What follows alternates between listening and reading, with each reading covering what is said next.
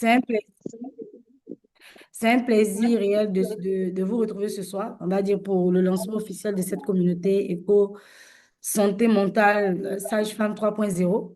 Donc, c'est un programme qui va s'inscrire dans une dynamique vraiment d'éco, e-santé et qui va viser vraiment à connecter, à former et à soutenir les professionnels et aujourd'hui, on va dire, dans la dynamique des sages-femmes au travers du numérique. Donc, ce soir, comme je l'ai dit, on ouvre ce chapitre vraiment dédié à celles qui prennent soin des autres, donc les sages-femmes.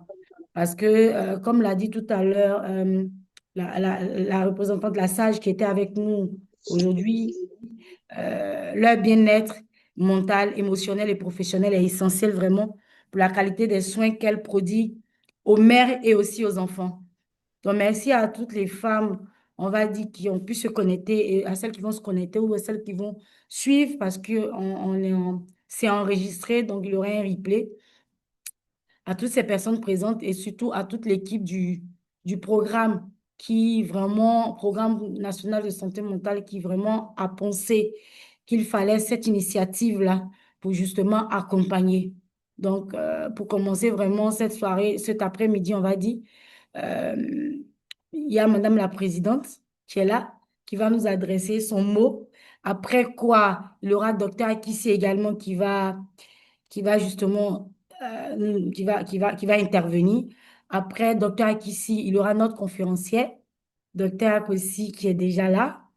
Et quand elle aura fini, il y aura, euh, il y aura vraiment une présentation bref et succincte, on va dire, de ce que c'est que ce qu'on va mettre dans le contenu de la plateforme. Il y aura des interactions et le professeur Kwa aura le plaisir de pouvoir donner le mot de fin. Donc, voici un peu déroulé comment est-ce que la session va se tenir. Et donc, sur votre permission et sur ce, je pourrais demander à la présidente de pouvoir prendre la parole. Moi, je vais couper mon micro et peut-être dire que si quelqu'un, pendant que quelqu'un échange, si on pourrait fermer le micro pour permettre à ce que la personne ne soit pas interrompue dans son échange. Et si on a des réactions, si on a quelque chose à dire, peut-être lever la main, comme je le fais là, ou encore il y a les icônes pour les mains levées. Ça va faciliter et ne pas perturber pour que après ceux qui ont à apprendre pourront écouter sans vraiment être distrait. La session est vraiment enregistrée. On va échanger. On pourrait peut-être ne pas divulguer des informations assez personnelles, peut-être pour ne pas avoir rentré dans des informations assez personnelles de certaines personnes. On va essayer d'anonymiser autant que cela se peut pour qu'on puisse échanger vraiment en toute liberté. C'est vraiment votre plateforme. Sentez-vous libre.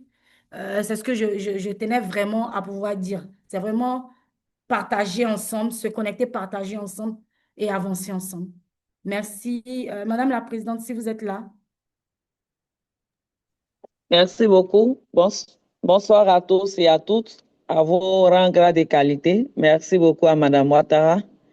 Merci à Monsieur le directeur du programme national santé mentale pour cette initiative. Je voudrais vraiment dire merci à toute l'équipe, à toutes les sages-femmes, à tous nos différents directeurs qui se sont connectés. C'est un mot de remerciement. Je pense que jusque-là, comme vous l'avez dit dans votre phrase, nous prenons soin des autres et maintenant il est temps qu'on prenne soin de nous. Donc c'est vraiment une belle initiative. Je voulais encourager toutes les sages-femmes à se connecter, à partager le lien pour qu'elles puissent écouter parce qu'on se sent bien, mais est-ce qu'on est mentalement bien? Donc c'est cette tribune-là qui va relever un peu nos comportements. Chacune de nous va se poser la question, est-ce que je suis dans ce groupe de personnes dont on est en train de parler? Est-ce que chacune va faire son mea culpa et voir comment s'orienter vers un psychologue pour bien se sentir? Quand on se sent bien, on est à l'aise pour faire nos soins, on est à l'aise en famille. Donc, c'est un mot de remerciement et encourager tout le monde à se connecter. Merci beaucoup à Mme Ouattara pour la création de ce site. Donc, c'est ce que je voudrais dire.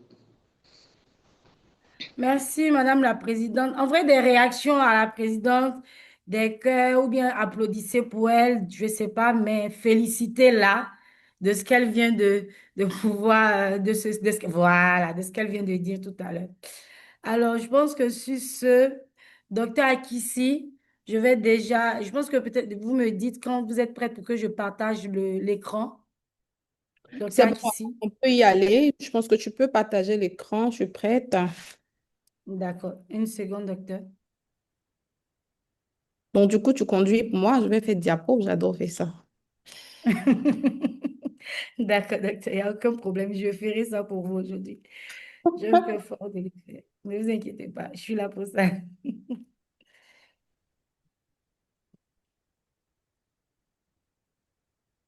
Euh, Donc, je partage l'écran. Hmm.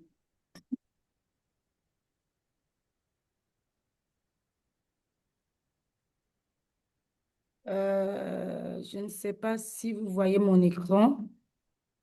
Oui, on le voit. Ça se met en place. On ne voit pas la diapositive. Voilà, c'est bon. C'est bon?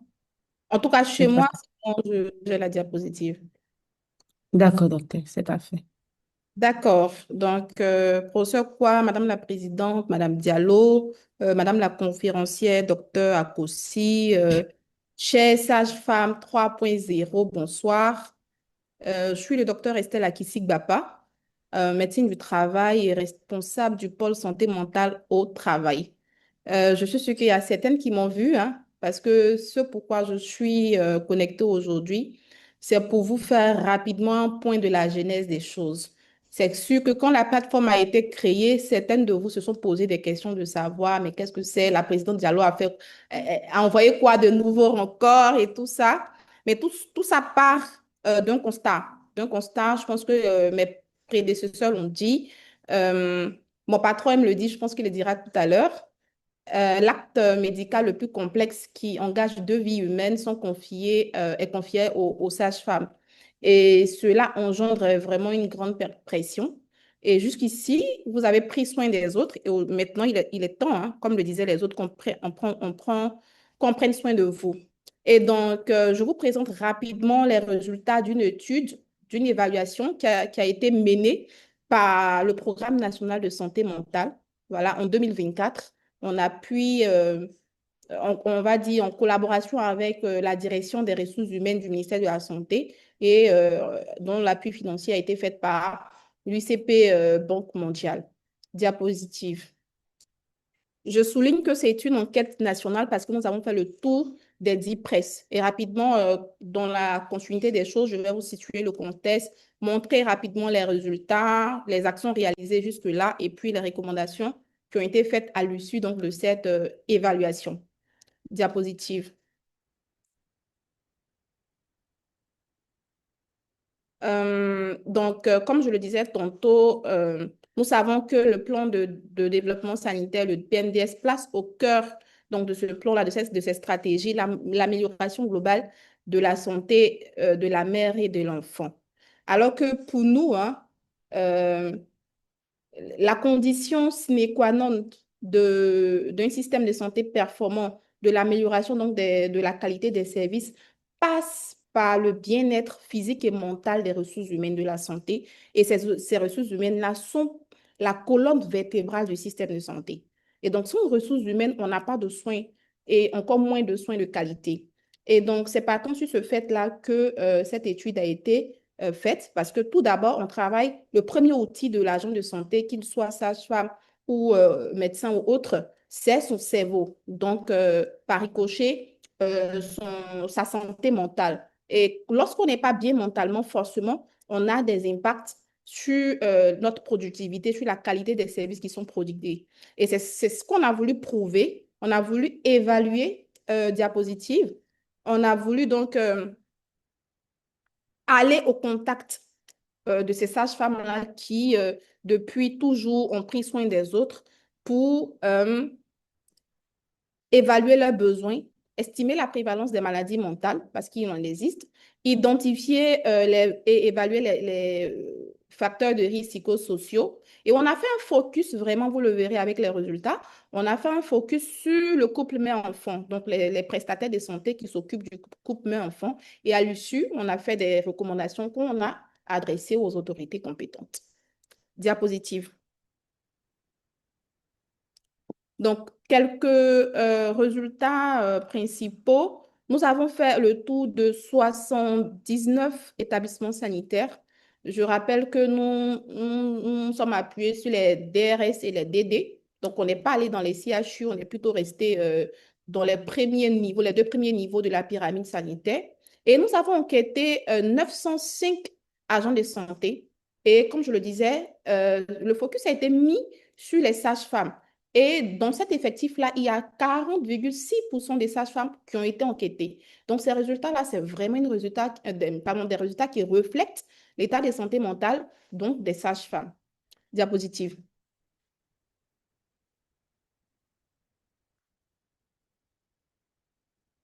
Alors, on a cherché à savoir si elles comprenaient, quelle était leur compréhension de la santé mentale. Et on s'est rendu compte pour ce qui ressortait le plus, c'était un état de bien-être, c'est quelque chose qui faisait référence à la tête, le stress, beaucoup ont parlé de stress, d'état d'esprit, de fatigue. Et tout ceci dénote du fait que on est certes des agents de santé, mais la plupart d'entre nous n'ont pas une notion claire de ce que c'est que la santé mentale. Et ça va faire un point de recommandation par la suite. Voilà. Après, nous avons cherché à comprendre leur compréhension de la santé mentale au travail et c'était le même constat. Voilà. La notion n'était pas vraiment bien comprise par les professionnels de santé, notamment les sages-femmes. Diapositive.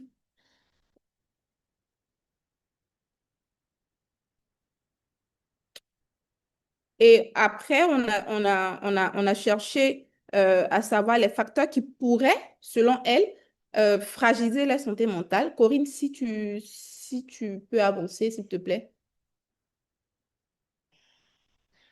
Est-ce qu'elle m'entend? Corinne? J'ai l'impression que je l'ai perdue. Oui, je suis là. Oui, tu peux passer la Vous diapo. m'entendez? Oui, moi, je t'entends parfaitement. Vous ne voyez pas ma diapo?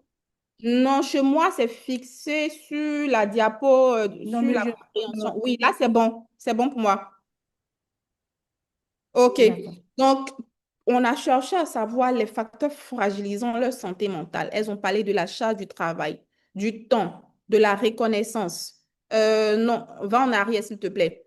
Du manque de reconnaissance, du stress. D'autres ont parlé de mauvais patients, du stress qu'engendraient les parents de malades. Corinne, on peut aller en arrière, s'il te plaît? Je suis en Voilà. arrière, je ne sais pas Et là, si vous c'est bon. voyez. Reste là, c'est bon. Reste là. D'accord, d'accord, Là où il d'accord. y a les nuages de mots, c'est là, c'est sur cette diapo que je suis. Ils ont parlé D'accord. elles ont parlé de conflits, de manque de repos, d'excès de travail, d'insuffisance de moyens adéquats et tout ça. Et donc, il y a eu un certain nombre de facteurs qui sont ressortis qui, selon les sages-femmes, mettent à mal leur santé mentale. Et plus le mot est gros, quand vous regardez le nuage de mots, plus le mot est visible sur le nuage de mots, ça veut dire que c'est un mot qui est revenu plusieurs fois. Et puis, on a cherché à savoir les moyens de compensation, comment elles faisaient, parce que jusque-là, il n'y avait pas de mécanisme pour prendre en compte leur santé mentale. D'autres ont dit qu'elles utilisaient du café, du tabac, de la prière, la musique, les boissons énergisantes, l'alcool, et puis, ce qui a manqué ici, les écrans. J'ai été surprise parce que j'ai été moi-même sur le terrain de constater que des femmes qui, pour ce qu'on pourrait croire, ne consomment pas d'alcool, mais il y a beaucoup de femmes dans la tranche de personnes interrogées qui, justement, utilisent l'alcool pour calmer un peu toute cette pression-là. Et puis, on leur a demandé quelles seraient leurs propositions en termes de solutions. Voilà. Et donc, il y a eu des propositions, surtout, je vais m'attarder sur ça, c'est la présence, la nécessité d'avoir des psychologues au sein des structures sanitaires. même si ce n'est pas par structure sanitaire, soit par région, soit par district, de sorte à ce que lorsque des problèmes vont se passer, lorsqu'elles auront besoin de parler, que ces sages-femmes-là puissent avoir une oreille attentive, une ressource formée pour le faire. Voilà, diapositive.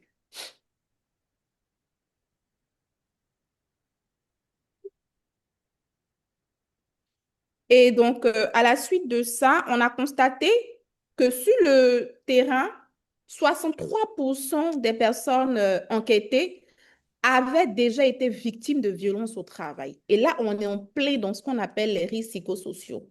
Voilà, c'est l'ensemble du stress, des violences internes et des violences externes. Et c'est soit une violence verbale ou physique. Donc, ça représente en moyenne une sage-femme sur 5 qui a déjà été victime de violences déjà au cours de son travail. Et on a cherché à savoir, est-ce qu'il y avait un mécanisme? Comment est-ce que ces conflits, ces violences étaient gérés par les supérieurs hiérarchiques, par les autorités? Et on s'est rendu compte que 94% des établissements de santé ne disposaient pas de mécanismes de réponse en termes de santé mentale, de prévention et de gestion des cas de violence. Donc, généralement, c'est des petits arrangements qui sont faits. Et ce qui est revenu, en tout cas pour les personnes que moi j'ai interrogées, c'est beaucoup de frustration parce que tu te fais crier dessus, insulté, même frappé, menacé par des armes à feu, par des armes blanches, par des parents de malades, par des malades. Et à la fin, quand on t'appelle pour savoir ce qui s'est passé, on te demande de laisser tomber. Et ça peut être vraiment frustrant et ça a un impact sur la santé mentale. Et on s'est rendu aussi compte dans cette enquête-là que 94% des prestataires de santé, dont les sages-femmes, ont demandé, ont exprimé en tout cas le besoin d'un soutien en santé mentale et puis en gestion de stress au travail. Parce qu'on n'a pas ça, on est des agents de santé, mais ce n'est pas de fait. On n'apprend pas à gérer sa santé mentale à l'école. Voilà. Et puis, justement, la question a été posée aux responsables qui ont dit qu'ils avaient besoin d'être accompagnés dans la mise en place d'actions pour gérer la santé mentale de leurs travailleurs. Parce qu'eux-mêmes, ils ont constaté, ils ont reconnu plutôt qu'ils n'avaient pas vraiment les ressources et les compétences nécessaires pour gérer donc tous ces cas de violence et des problèmes de santé mentale auxquels ils faisaient face. Corinne, diapositive. Et voilà vraiment le cœur de l'enquête, c'est cette diapositive-là. Si vous regardez, vous avez 3 lots de diagrammes et vous verrez qu'au milieu, c'est écrit sage-femme. Nous avons utilisé un test qui nous a permis d'évaluer le stress, l'anxiété et la dépression chez les professionnels de santé, donc chez les sages-femmes. Je vous ai dit 40%, plus de 40% étaient des sages-femmes. Et donc, bon, j'ai un problème technique. Mon écran a disparu. Bon, non, c'est pas grave, je continue comme ça. Et donc, on remarque en tout cas sur cette diapositive-là que les sages-femmes sont les plus touchées. Quand vous prenez le bâtonnet vert qui représente le stress, c'est plus de 45%, on était autour de 48% de prévalence pour le stress, 55% de prévalence pour l'anxiété et puis 50% de sages-femmes qui étaient dépressifs. Vous voyez que c'est énorme et vraiment, ça nous montre que rapidement, on doit agir pour prendre en soin de la santé mentale des sages-femmes. Et on a comparé ça avec la santé mentale des responsables, donc tous ceux qui étaient avaient un poste de responsabilité, les chefs de service et tout. Et la population générale, c'est tout le monde, hein, les médecins, tous les agents de santé. Donc, vous verrez que c'est clair sur la courbe, les sages-femmes sont grandement en souffrance. Et à l'issue de cela, qu'est-ce qui a été fait? Diapositive, si Corinne m'entend, je ne vois plus mon écran, mais je pense qu'elle m'entend. Corinne, c'est bon? Oui, oui, oui, c'est bon. Ok, Oui, j'espère que c'est la bon, on est diapo sur est les positionnée. actions réalisées. Oui, moi, je ne la vois plus, mais je commente. Et donc, à l'issue donc, de cette enquête qui nous a montré que les agents de santé, les sages-femmes étaient grandement en souffrance, nous avons élaboré à l'issue de ça des directives. voilà, qui vont être bientôt validés sur la santé mentale au travail. Nous avons élaboré des modules de formation. Je vous disais tantôt que lorsqu'on interviewait les sages-femmes, beaucoup n'avaient pas de connaissances, de notions sur la santé mentale, encore moins sur comment prendre soin de sa santé mentale. Et donc, il était important pour nous de mettre en place, d'élaborer des modules de formation de base en santé mentale qui seront dispensés. Et également, nous avons élaboré à l'endroit du ministère de la Santé, donc de la Direction des ressources humaines, un plan d'action santé mentale au travail pour les agents du ministère qui a été fait cette année. Donc, on en peut parler avec la Direction des ressources humaines pour voir comment on mutualise les forces et comment on déploie donc ce plan d'action-là. Et il y a eu le lancement par Madame la Présidente, Madame Diallo, lors de la célébration de la Journée mondiale de la santé mentale, la plateforme d'assistance psychologique des sages-femmes qui a été faite. Donc aujourd'hui, c'est la première session. Et donc, pour vous dire que tout ceci suit son cours, ce n'est pas une action disparate, des actions disparates, c'est vraiment l'enchaînement de quelque chose qui est porté par le Programme national de santé mentale. Et le but, c'est vraiment d'améliorer la qualité des services et de réduire justement la mortalité materno-infantile. Diapositive.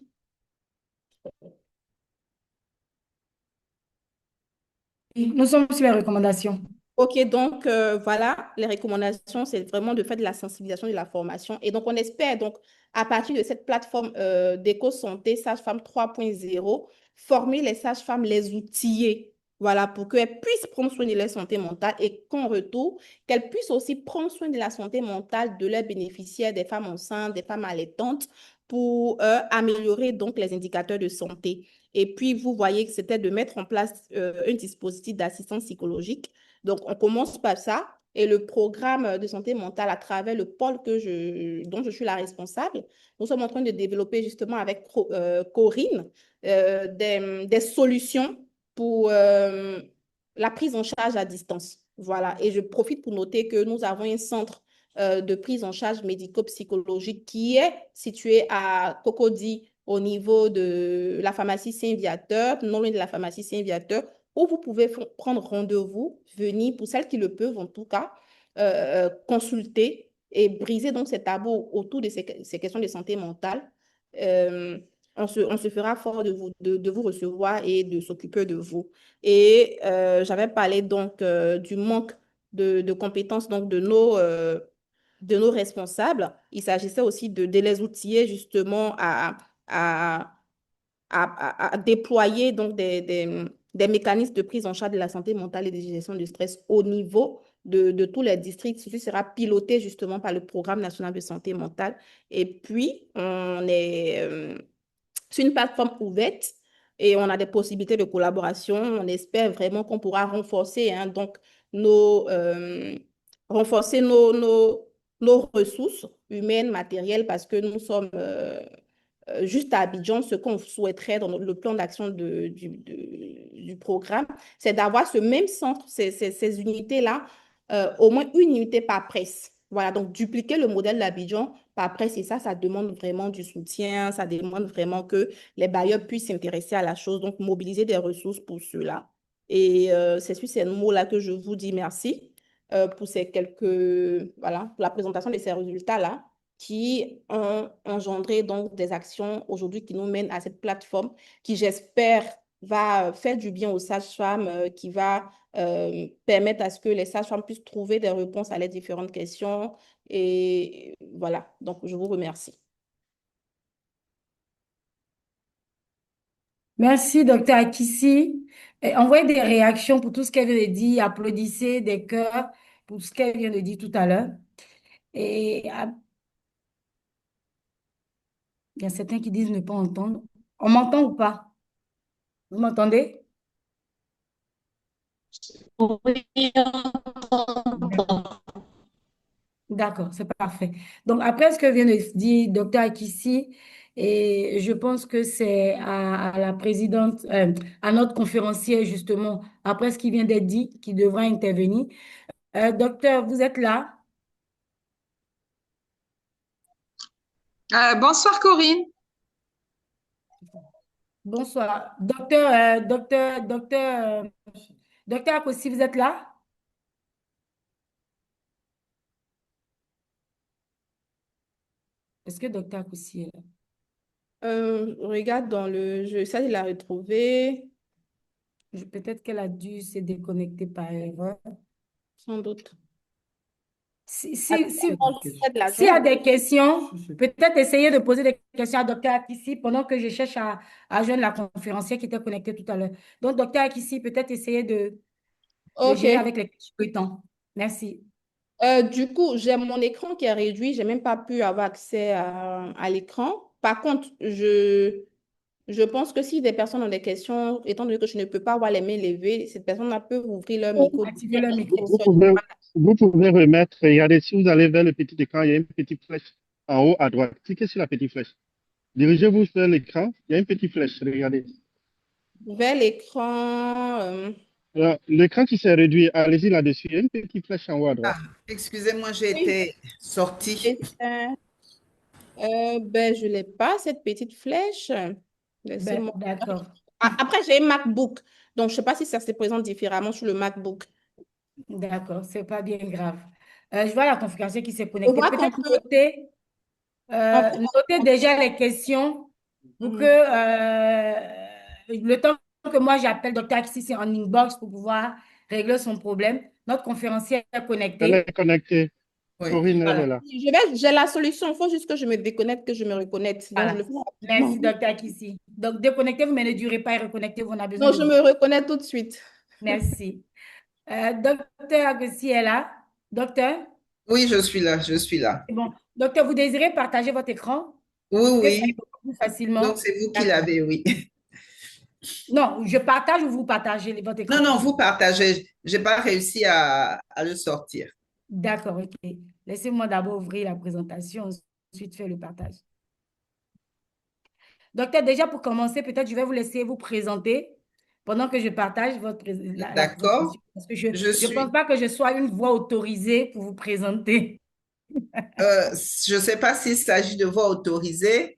Je suis Marguerite Takossi Mvongo. Je suis docteur en psychologie et je suis retraitée. J'aime bien rappeler ça.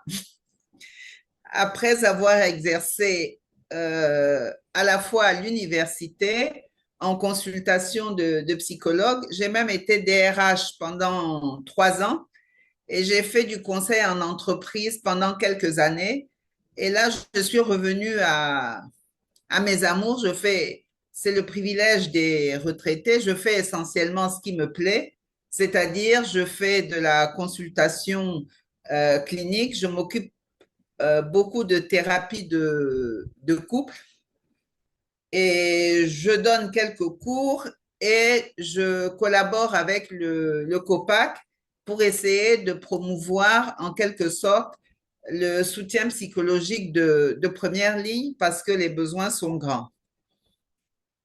Euh, Avant de commencer à parler de résilience et bien-être psychologique au service de soins maternels et infantiles, j'ai un petit devoir. Je voudrais rendre un hommage à une sage-femme de la petite maternité de Cocody qui, en 1982, m'a sauvé la vie et la vie de mon bébé prématuré en en prenant sur elle des responsabilités. Je vous explique rapidement de quoi il s'agit. Je suis arrivée un 31 décembre avec, ayant perdu les os, un bébé de 7 mois et j'étais toute jeune. Je n'avais pas les moyens d'aller en clinique. Et quand elle m'a examinée, qu'elle a vu la taille du bébé, elle m'a dit, écoutez, je ne peux pas, vous ne pourrez pas accoucher ici, il vous faut être dans un centre plus équipé. Et je ne peux pas garantir un 31 décembre à 18h, 19h, qu'il y ait une ambulance pour vous amener au CHU. Et comme vous avez été suivi par un médecin qui a une clinique qui marche bien, allez-y. Je lui ai dit, mais je n'ai pas les moyens de payer un accouchement dans le privé. Elle m'a dit, comme je dis, elle m'a dit, allez-y d'abord, accouchez Et puis, quand vous aurez fini d'accoucher, expliquez-leur et ils vous feront des modalités de paiement. Je tiens à le dire parce que ça illustre en fait les situations dans lesquelles les sages-femmes se retrouvent, où elles doivent prendre en compte pas seulement des aspects médicaux, mais des aspects sociaux et prendre leurs responsabilités quand il le faut. Première diapositive, on va passer maintenant à la présentation. L'hommage est rendu. Donc, ce qu'on va voir rapidement ensemble, c'est marqué beaucoup comme ça, mais en fait, c'est les mauvaises habitudes des universitaires. En fait, ce que j'ai à présenter est beaucoup plus simple. Il y a donc le problème tel qu'il se pose, ce que j'ai appelé le blues de la sage-femme, essayer ensemble d'identifier les points de souffrance, revenir sur ce qu'est le bien-être et surtout travailler sur la résilience et voir quelques pistes. Et on va voir en guise de conclusion. Donc, sans plus tarder, diapo suivante.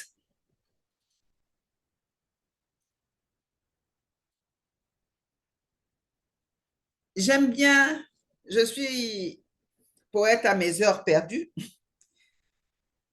et j'aime bien rappeler ce poème. On dit, lorsque l'enfant paraît, le cercle de famille applaudit à grands cris, son doux regard qui brille fait briller tous les yeux. On a l'impression, diapositive suivante, on a l'impression que la naissance d'un enfant se passe toujours dans des conditions idéales. Mais la réalité est un peu différente. Quel est le problème posé par rapport aux sages-femmes? C'est qu'elles jouent un rôle crucial dans la santé maternelle, tout le monde le sait. Elles exercent un travail où elles sont en permanence sous pression. Elles ont de grandes responsabilités, mais qui ne sont pas vraiment évaluées à leur juste niveau. Et même en dehors de la sphère du travail, au plan social, il y a un manque de reconnaissance. Il y a quelqu'un qui me disait, je travaillais avec des jeunes au lycée et je demandais, mais quel métier vous voulez exercer? Et il y a une des filles qui dit, ah, moi je veux être sage-femme. Alors je lui dis, très bien, pourquoi? Elle dit, parce qu'il y a une sage-femme, on a une voisine qui est sage-femme, mais elle a au moins 2 jours ou 3 jours de congé dans la semaine. Et il a fallu du temps pour lui faire comprendre qu'elle a peut-être 2 jours ou 3 jours de congé dans la semaine. Ça veut dire surtout qu'elle a travaillé ininterrompu pendant très longtemps. Mais le grand public ne voit pas ça comme ça. Et donc, ça engendre un sentiment de mal-être, une véritable souffrance psychologique.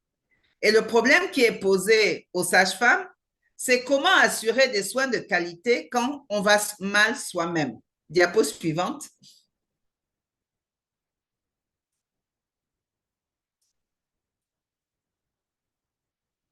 Si on ne peut pas assurer des soins de qualité quand on va mal, ça veut dire qu'il est important que le bien-être et la santé des sages-femmes et la santé mentale des sages-femmes soient prises en compte. Et ce n'est pas juste par rapport à elles, ça devient une question d'intérêt public et une priorité collective pour tous.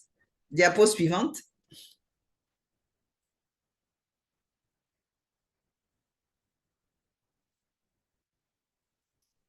Oui, donc on revient sur ce que j'appelle le blues de la sage-femme.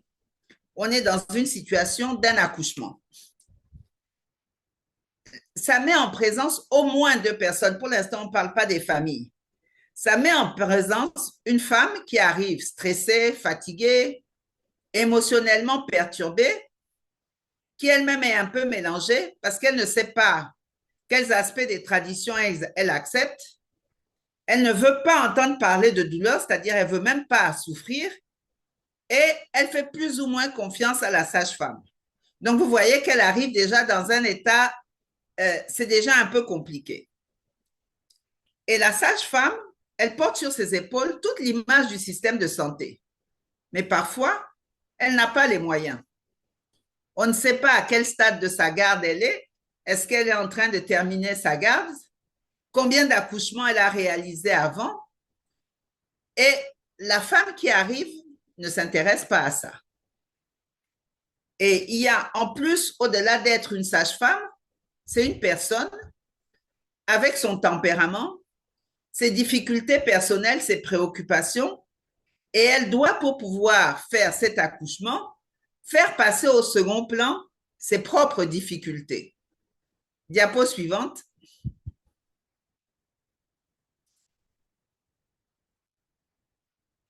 En plus de cela, il y a beaucoup de représentations d'attentes.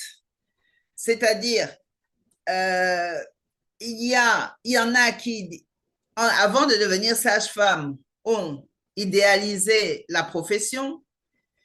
Il y a des patientes qui ont des représentations et des attentes qui ne sont pas forcément réalistes. Mais la sage-femme doit gérer à la fois les aspects médicaux, mais en fait, elle est obligée de gérer aussi les émotions de la patiente, ce qui ne va pas sans mal. Parce que si tout se passe bien, on dit vu et ignoré. Par contre, s'il y a un souci, c'est forcément la faute de la sage-femme. Ce qui fait que lorsqu'elle est au travail, elle ne peut pas totalement effacer cette pression de sa mémoire. Je ne parle même pas des cas où elle a elle-même un traumatisme par rapport à ce qu'elle vient de vivre, s'il y a eu un décès ou quelque chose. Diapo suivante. Non, avant. Voilà. Ça veut dire que les points de souffrance de la sage-femme sont à identifier au moins à 3 niveaux. Il peut y avoir plus, mais on va se contenter de ces 3 niveaux. Au niveau du travail, le docteur Akissi en a parlé, il y a la spécificité du métier, les conditions de travail qui ne sont pas forcément idéales, et puis, en fait, c'est un métier où en permanence, on gère une situation de tension. Et donc, il y a des situations difficiles, les accouchements, les décès, etc. Et tout se passe comme si on ne s'était pas rendu compte que c'est elle qui le gère et qu'il doit y avoir quelque chose qui est fait. À titre de comparaison, lorsqu'un psychologue travaille et qu'il entend, on sait qu'il écoute, qu'il entend des difficultés, la profession organise de telle façon qu'il y ait une supervision, c'est-à-dire que le psychologue qui travaille a quelqu'un qui va lui permettre de débriefer ce qu'il a vécu. Donc, ça lui permet d'en sortir. Tandis que dans la situation de la sage-femme, en fait, tout ça n'est pas prévu. Il est prévu qu'elle fasse le travail. Le débriefing n'est pas institutionnalisé, organisé. Ça nous amène donc à tous les risques psychosociaux qu'a évoqué le docteur Akissi. Il y a évidemment le stress chronique, le burn-out, l'anxiété, la dépression. Ça, c'est au niveau du travail. Mais ces difficultés ne s'arrêtent pas au travail. Au plan personnel, elle doit pouvoir assumer aussi toutes ses responsabilités en dehors de son travail. Et très souvent, on ne tient pas compte de ce qu'elle a fait au travail. Donc, il est nécessaire qu'elle ait un équilibre de vie, sinon sa santé mentale en prend un coup. Il faut de l'épanouissement, il faut qu'elle puisse se réaliser et c'est ce qui lui permettra de développer une certaine résilience et une sérénité. Et donc, en permanence, elle est en train de faire un compromis familial. Ça veut dire qu'elle a le stress au travail, mais elle a aussi le stress à la maison. Et malheureusement, son stress du travail, elle ne peut pas échanger à la maison sur son stress du travail. Et elle ne peut pas amener son stress du travail, de la maison au travail. Donc, du coup, elle accumule les deux. Et comme si ça ne suffisait pas, au plan social, de temps en temps, on est tous en admiration devant les sages-femmes, mais il n'y a pas la reconnaissance sociale qui va avec. C'est-à-dire, il n'y a pas la reconnaissance, au niveau général de la société, il n'y a pas la reconnaissance qui va avec l'importance de leur rôle et la la façon dont on se représente le métier. Bien sûr qu'en temps de crise, quand on est sur le point d'accoucher, oui, on sait que la sage-femme, c'est important. Mais une fois que c'est passé, on oublie un peu. Donc, avec tous ces points de souffrance, moi, je voudrais qu'on passe maintenant à la note positive. On a identifié les points de souffrance. Maintenant, qu'est-ce qu'on peut faire? Qu'est-ce qu'on peut faire pour essayer de préserver le bien-être mental? Je rappelle que selon l'OMS, le bien-être inclut à la fois la satisfaction de vie, le bonheur, l'épanouissement personnel et aussi la santé physique. Parce que jusqu'à présent, on n'a pas parlé de toute la fatigue, indépendamment de la charge mentale, mais de toute la fatigue qu'engendre la durée des gardes et aussi le fait qu'un accouchement, c'est sportif pour celui qui pratique l'accouchement. Parce que malgré tout, bon, celle qui accouche est quand même allongée et c'est la sage-femme qui s'agite. Quand on y réfléchit, c'est une épreuve sportive. Et quand on les accumule, on peut imaginer ce que ça peut faire à la fois, bien sûr, sur notre santé mentale, mais également sur la santé physique. Et puis, c'est un métier qui implique de lui-même manque de sommeil, puisqu'on fait des gardes. Et on sait tous que le manque de sommeil n'est pas quelque chose de positif par rapport à l'organisme. Donc, comment on peut essayer de préserver le bien-être mental de la sage-femme? Pour la sage-femme, il s'agit non seulement de réaliser son potentiel, mais de parvenir à gérer le stress quotidien et d'assurer de manière efficace son travail tout en jouissant de sa vie privée et en essayant d'apporter une contribution reconnue à la communauté. Et en plus, il faut triompher d'une souffrance psychologique éventuelle qui a pu déjà se manifester. La suite. Diapo. Donc, le point que je voudrais mettre en avant, c'est comment on fait pour développer la résilience. D'abord, la résilience, elle peut être comprise, on a parlé de bien-être. La résilience, on peut la comprendre ici comme la capacité à surmonter les difficultés, la capacité à dépasser des chocs qui peuvent être traumatiques, à rebondir et finalement à reprendre le cours et le contrôle de sa vie. Ça veut dire que la résilience aussi, ici, ce serait ce qui permet à la sage-femme, malgré les conditions de pression de son travail, malgré la difficulté qu'il peut y avoir dans sa vie familiale et dans sa vie sociale, à pouvoir reprendre contrôle sur sa vie et à s'occuper un peu d'elle-même.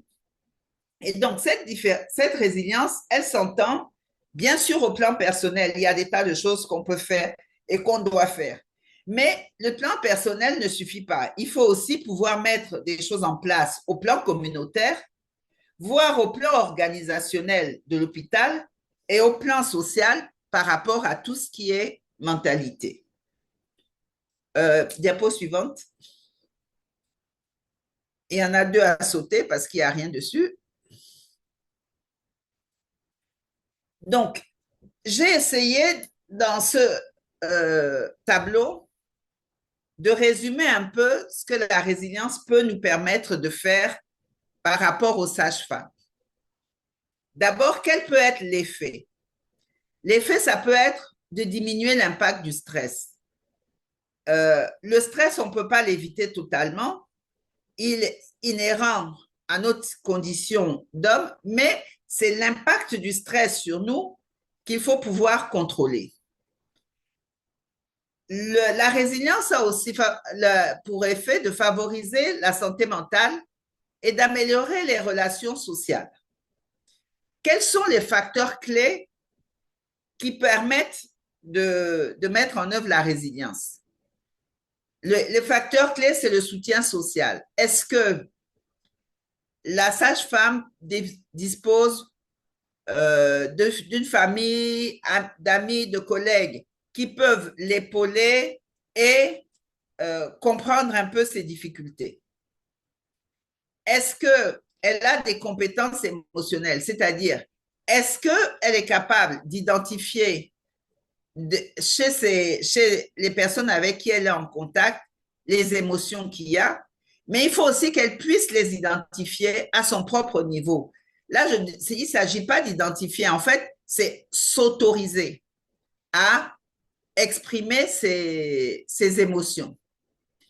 Quelque chose qui aide aussi et qu'on peut apprendre à développer, c'est l'optimisme et surtout, cultiver l'estime de soi. Et ça va permettre de mieux gérer les aspects de santé mentale. Donc, concrètement, qu'est-ce qu'on peut faire de façon pratique? J'essaie d'être pragmatique et de ne pas rester dans la théorie. La première chose, c'est apprendre à prendre soin de soi. La deuxième chose, c'est de mettre en place un réseau de soutien. Il faut travailler aussi sur les attentes et les objectifs réalistes parce qu'en plus de la pression du travail, de la pression de la famille, et c'est normal qu'on ait des ambitions, mais quand ça se rajoute à un climat où on a déjà beaucoup donné, le burn-out n'est pas loin. Enfin, il y a la manière de cultiver les pensées positives. Diapo suivante. Ce que je vois à ce niveau, il y a comme piste, on aura l'occasion au cours des questions d'aller en profondeur, mais c'est surtout de voir quelle formation et quel accompagnement on peut mettre en place. Parce qu'il ne s'agit pas juste de savoir, il ne s'agit pas juste d'acquérir des connaissances. Il s'agit d'acquérir des connaissances qui sont transformatrices. Et c'est si elles sont transformatrices qu'elles vont être utiles. L'autre piste, c'est, je prêche des convaincus, il faut évidemment la disponibilité d'un soutien psychologique. Mais il faut se rendre compte que ce soutien psychologique, ça peut être un soutien professionnel, mais ça peut être aussi ce que j'appelle SOS copine, c'est-à-dire que si on a dans son environnement des personnes qui peuvent au moins écouter notre détresse sans que ça soit vraiment des confidences, ça aide à diminuer le stress. Donc finalement, dans le contexte des sages-femmes, il y a pour moi 4 actions importantes pour lesquelles il faut prendre des mesures. La première, aider à la prise de conscience. Je pense qu'on est déjà là. Quand on dit aider à la prise de conscience, c'est aider à la prise de conscience que ce n'est pas par faiblesse qu'on est stressé. Ce n'est pas par faiblesse qu'on va mal. Ça, c'est vraiment une prise de conscience fondamentale. Ce n'est pas par faiblesse, ce n'est pas la faute de la sage-femme si elle se sent comme ça, c'est les conditions d'ensemble et puis qu'on doit pouvoir gérer. Le deuxième point, peut-être je n'ai pas suffisamment insisté dessus quand je disais que c'était d'utilité publique de travailler au bien-être de la sage-femme. Mais pour ça, il faut légitimer le fait de prendre soin de soi. Parce que c'est un des problèmes qui nous vient à la fois de nos cultures, de nos habitudes. Quand on est une vraie femme, on ne se plaint pas, on s'occupe des autres, on est habitué à tout prendre en charge. Et la seule personne dont on ne s'occupe pas, c'est soi-même. Et donc ça, c'est vraiment un véritable apprentissage, une véritable chose qu'il faut développer. Le fait de prendre soin de soi n'est pas de l'égoïsme. Le fait de prendre soin de soi, j'allais dire ça aussi, c'est d'utilité publique. C'est parce qu'on a pris soin de soi qu'on est capable d'aider les autres et d'entrer en relation positive avec les autres. Donc finalement, c'est le bénéfice pour toute la société, pour les patients, pour tout le monde, le fait que la sage-femme puisse prendre soin d'elle-même. Enfin, il faut créer des opportunités de se faire entendre sans stigmatiser. On en a déjà parlé même un peu ce matin. Le gros problème, c'est que on a des stéréotypes qui nous font croire que Si nous avons besoin de parler, d'abord, on a l'impression que nous sommes les seuls à vivre cela. Et ensuite, on a l'impression que, OK, si je serre les dents, je vais y arriver. Oui, si on serre les dents, on va y arriver, mais pendant combien de temps? Et à quel coût, à quel prix, pour soi-même et pour la société? Donc, il faut pouvoir créer ces opportunités de se faire entendre et travailler à lever la stigmatisation. C'est vraiment important parce que beaucoup de personnes vivent comme un aveu de faiblesse de devoir recourir à un professionnel. Non, ce n'est pas un aveu de faiblesse, c'est une prise de conscience et une prévention de dommages plus graves. Enfin, il est important que, quelles que soient les formations, les accompagnements proposés, qui s'adaptent aux besoins de santé mentale de chacun. Ça veut dire qu'il n'y a pas de prêt-à-porter en matière d'accompagnement et de santé mentale. Les difficultés que quelqu'un traverse, les choses qui lui créent problème peuvent varier et chacun de nous est différent.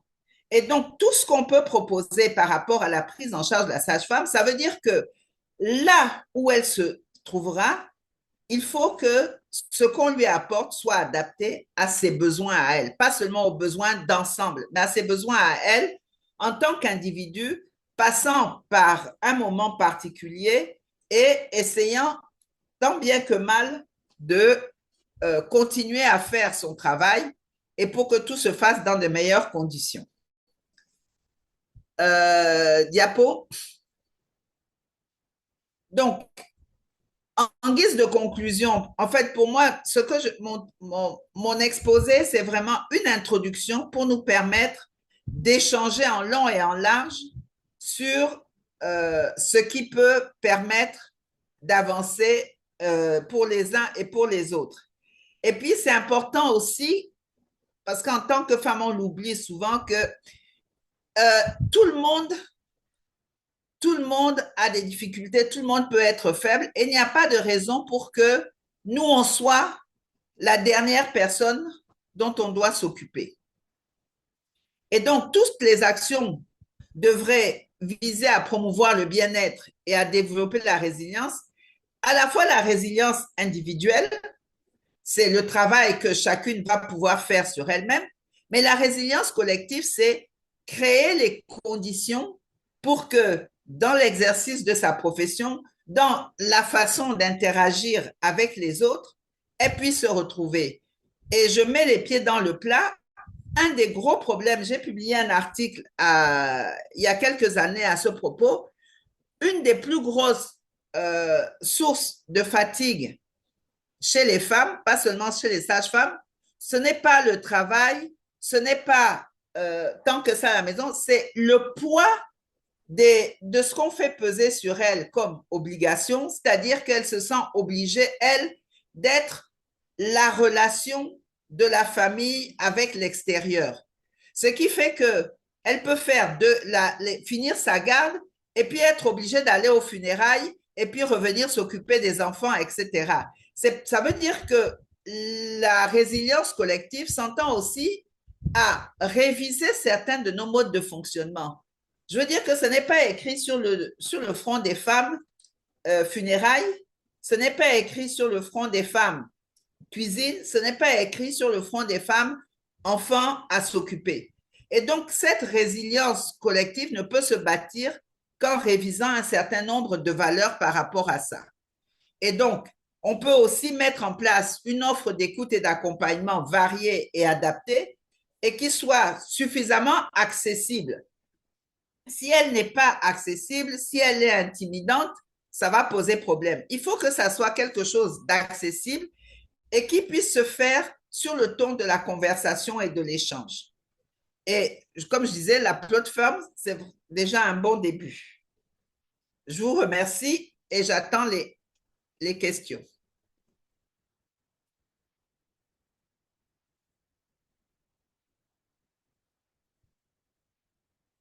Merci, docteur. Envoyez des réactions à docteur, hein. Il faut envoyer des réactions, des réactions, des réactions. Elle a échangé. Et là, on va passer à la session des questions. C'est un début. Il y a eu deux interventions. Docteur Akissi et docteur aussi qui a échangé tout à l'heure. Donc, s'il y a des questions, je demanderai de soit lever la main en physique, hein, comme ça que vous puissiez voir comme je le fais, ou encore, il y a l'icône de main levée, ou encore vous pouvez écrire dans les chats si certains sont en pleine activité. Comme ça, on pourra récupérer les questions et puis les transmettre, mais toujours dans la bienveillance. Voilà. Donc, est-ce qu'il y a des questions concernant l'intervention qui vient d'avoir Ah, lieu? je vois une main, c'est Philomène qui a levé la main. D'accord. Donc, Philomène, activez votre micro et posez la question.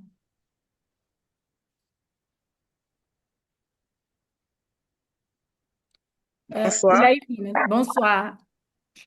Oui, je voudrais vraiment vous remercier le professeur Kwa Asema. Je suis sage-femme enseignante à la retraite et contractuelle au programme de santé mentale. Vous m'entendez? Oui. Oui. Ok. Et donc, j'ai suivi un peu les deux conférences. Ce matin même, j'étais encore à Treichville avec vous. J'ai suivi les deux conférences. Je vous remercie. L'étude de docteur Akissi, je n'ai pas entendu parler de la vie privée des sages-femmes. C'est-à-dire qu'on a enquêté, mais on n'a pas demandé aux sages-femmes que lorsqu'elles avaient des problèmes sur leur vie privée, bon, comment elles devraient vraiment le signifier pour que ça n'ait pas un impact sur leur travail, ou bien qu'elles-mêmes ne soient pas dans des conditions telles que elle n'ait pas un bon rendement ou bien même qu'elle puisse prendre des décisions qui sont fatales en fin de compte, c'est-à-dire aller jusqu'au suicide. Parce qu'on a eu des cas de suicide parmi les sages-femmes. Et puis, on n'a pas aussi parlé de compétences.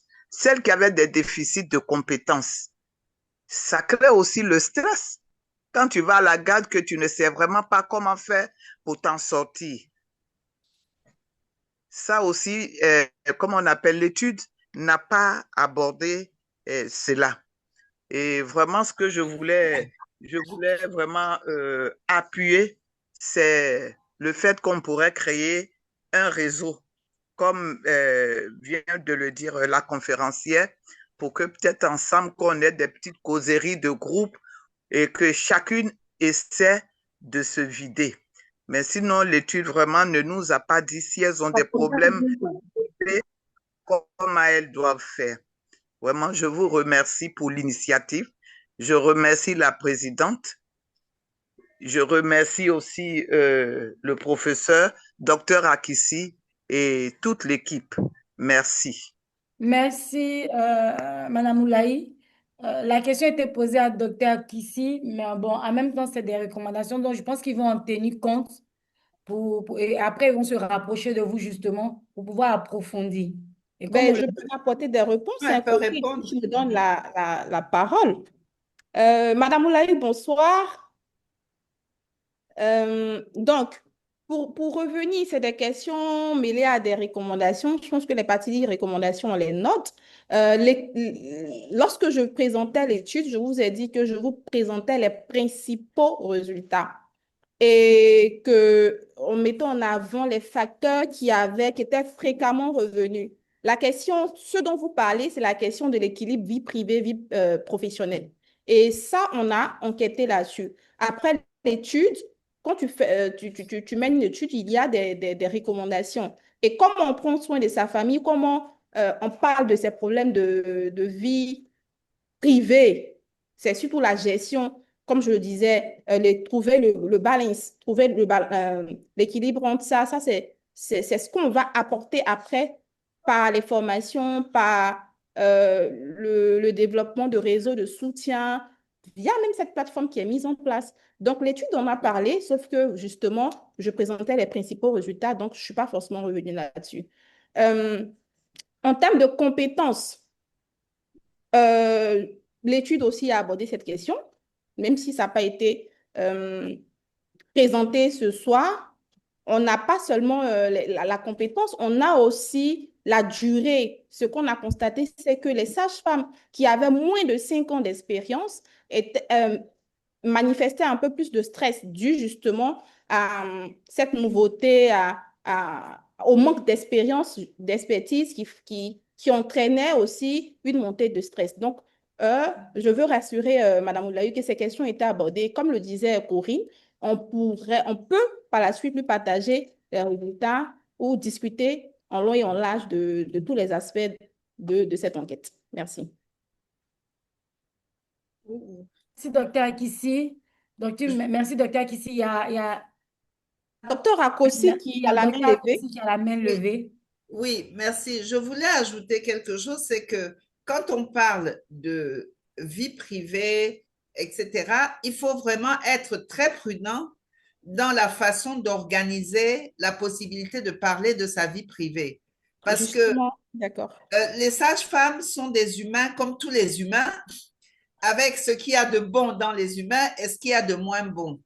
Et peut-être que la prise en charge de ces problèmes de vie privée, ce n'est pas forcément d'en parler dans un cadre, enfin, j'allais dire dans un cadre de la vraie vie.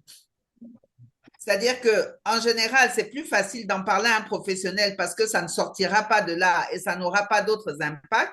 Mais en parler aux amis, ça peut avoir d'autres conséquences. Donc, lorsqu'on organise ce qui se passe par rapport aux problèmes de la vie privée, il faut faire des dispositifs spécifiques et faire très attention à ce que ça n'ait pas d'autres impacts. Merci.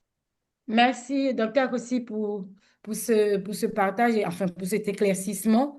Dans tous les cas, c'est une plateforme qui est ouverte pour qu'on puisse échanger. Il y aura des moments où on aura, peut-être que docteur reviendra, où on créera des sous-salles, où il y aura des échanges vraiment privés entre, ne serait-ce qu'elle et d'autres sages-femmes, mais ça sera sous la couverture de docteur Akissi et de professeur Quoi. Ils seront organisés et également de la présidente. Mais surtout, je pense que c'est porté aussi par docteur Akissi qui gère ce pôle-là. Elle pourra essayer de voir comment est-ce que vous pouvez évoluer dessus. Est-ce qu'il y a d'autres questions sur l'intervention, par exemple, de docteur Akossi ici? Est-ce qu'il y a d'autres questions, des mains à lever, des éclaircissements? Il nous reste 15 minutes. D'accord. Il y a Mariko Mariam qui a levé la main. Donc, on pose des questions, toujours dans la bienveillance. Vraiment, c'est de vraiment apprendre. On ne se tire pas des balles dessus. On sait qu'on est des femmes. Mais après, bon, vous voyez, on est dans un environnement où on est fatigué. Les patients tous sont criés dessus, toutes leurs caprices. Mais on veut s'entraider pour évoluer dans tout ça, dans l'amélioration du patient, mais nous-mêmes aussi. Donc, Mariam, vous pouvez activer votre micro et poser la question. D'accord. Merci beaucoup pour vos interventions. Vraiment, c'était bien structuré. On a bien compris d'où venaient nos problèmes. Moi, je voulais poser des questions. Enfin, j'aimerais savoir, par rapport à nos directeurs, à nos surveillants généraux, parce que généralement, quand on a des soucis, on est plus accusé que écouté. Donc, ça fait qu'il y a un autre stress qui s'ajoute. Est-ce qu'on ne pourrait pas faire intervenir nos supérieurs du district au directeur en descendant même au surveillant général pour qu'elles puissent être des soutiens? Elles doivent être aussi dans, comment on appelle, le programme, de nous écouter. Quand il y a, par exemple, je m'excuse du mot, quand il y a mort d'enfant ou bien mort de maman, c'est toujours nous qui sommes accusés. On ne cherche pas à comprendre. On cherche toujours la faille. On ne peut pas quitter la maison et puis venir exposer les enfants et les mamans. Il y a des décisions qu'on a prises peut-être qui n'ont pas marché. On sait qu'on doit être sur la droite ligne. Mais ce stress-là, quand tu vas à la maison, tu ne dors pas. Et nous tous, on sait, quand tu finis la garde et que tu ne dors pas, c'est encore plus pénible. Du coup, moi, je me suis savoir si on peut les faire intervenir. Les sages-femmes, c'est vrai, c'est nous. Mais est-ce qu'eux aussi ne peuvent pas intervenir dans ce milieu-là pour savoir comment nous gérer humainement, pour savoir nous parler? Merci beaucoup. Merci à vous, Mariam.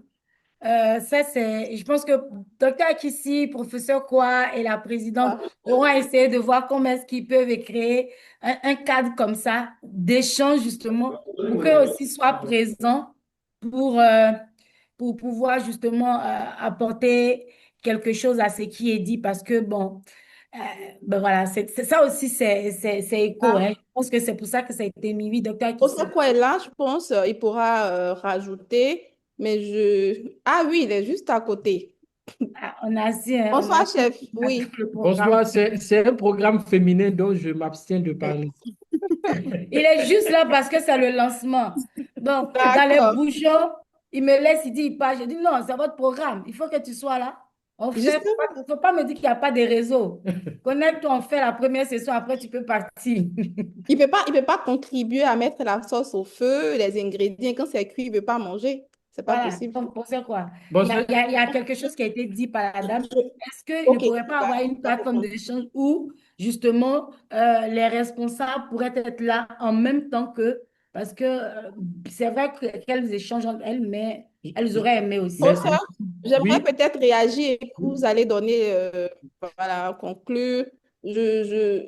Madame Mariam, merci pour votre intervention. Je pense que lors de ma présentation, on a montré également que les responsables, donc les managers des services de santé, avaient été évalués, eux aussi ils sont en souffrance. Et ils ont reconnu sur l'une des diapositives, on montre que eux-mêmes, ils ont demandé qu'on puisse les accompagner, qu'on puisse les former pour qu'ils puissent justement tenir compte de la santé mentale dans les gestions. Parce que ce qui a été remarqué également, c'est que le style de management a un impact sur la santé mentale du travail. Il nous stresse au travail. Voilà, Ah, justement. ça devient fort. Ça devient fort, ça devient fort. Et donc, on a des programmes, avec le Programme national de santé mentale, on a développé des programmes de leadership et management en santé mentale au travail. Et avec la direction des ressources humaines, comme je disais tantôt, nous sommes en train de travailler pour voir comment former justement tous ces managers des centres de santé, des structures sanitaires, pour qu'ils puissent ajuster leur management et puis qu'ils puissent eux-mêmes aussi être formés pour prendre soin de leur santé mentale. Parce que je vous assure, vous avez vu les résultats, c'est des personnes aussi qui sont en souffrance. Mais ça ne justifie pas qu'ils vous crient là-dessus, qu'ils vous fatiguent. Ça ne justifie pas cela. Donc, je vais laisser la parole à mon directeur qui va compléter. Merci. Non, il préfère que docteur Kossi prenne la parole. D'accord. Oui, oui, merci pour le point soulevé est vraiment important, mais peut-être que ça fait partie de ce que on appelle la résilience, construire la résilience collective. Construire la résilience collective, ça veut dire sensibiliser suffisamment les différents acteurs pour qu'ils se rendent compte à la fois, parce que vous savez, je ne pense pas que les directeurs vous crient dessus parce qu'ils ont envie de vous crier dessus. Je pense que c'est une mauvaise expression, une mauvaise gestion de leur propre stress qui s'exprime là. C'est-à-dire que lorsqu'une personne est en souffrance, en général au plan psychologique, lorsqu'une personne est elle-même en souffrance, elle a tendance à faire souffrir les autres. Donc, c'est vraiment cette résilience collective qu'il faut pouvoir construire, d'abord en sensibilisant pas seulement les directeurs, mais l'ensemble des personnes sur ce que c'est que la souffrance et à quoi elle est due. Et ensuite, peut-être ne pas mettre les plateformes, ne pas mettre les gens dans les mêmes plateformes. Peut-être qu'une plateforme de ce type n'est intéressante que quand elle regroupe des personnes qui ont les mêmes intérêts, les mêmes centres oui, les mêmes centres d'intérêt et qui peuvent librement échanger. Et peut-être le moyen le plus efficace par rapport à la hiérarchie, c'est pas une plateforme commune, mais c'est pouvoir recueillir les informations de part et d'autre et, comme l'a si bien dit le docteur Akissi, voir à chaque fois comment mettre en place des actions ciblées. Mais il vaut mieux une plateforme comme celle-ci, elle n'est intéressante et elle ne marche que parce qu'elle regroupe des gens qui ont les mêmes intérêts.